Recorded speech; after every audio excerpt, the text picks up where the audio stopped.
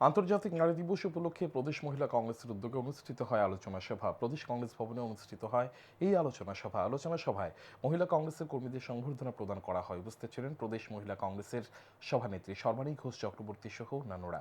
আন্তর্জাতিক নারী দিবস উদযাপনের মঞ্চ থেকে দলমত নির্বিশেষে সকল নারীদের নিজেদের অধিকার ইজ্জত রক্ষায় একত্রিত হওয়ার আহ্বান জানান প্রদেশ মহিলা কংগ্রেসের সভানেত্রী সর্বাণী ঘোষ চক্রবর্তী। পাশাপাশি তিনি দেশ ও রাজ্যে ক্রমবর্ধমান নারী গঠিত অপরাধের প্রসঙ্গ তুলে ধরে সরকারের তীব্র সমালোচনা করেন।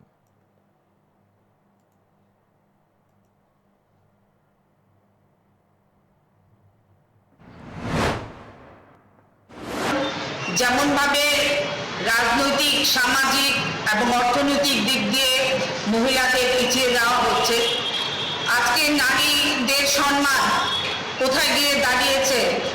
আজকে শুধু ত্রিপুরা রাজ্য নয়, সমগ্র দেশ এবং সমগ্র পৃথিবীতে নাবালিক থেকে শুরু করে বৃদ্ধ কেউই আজকে নারী নির্যাতনের শিকার থেকে রেহাই পাচ্ছে না।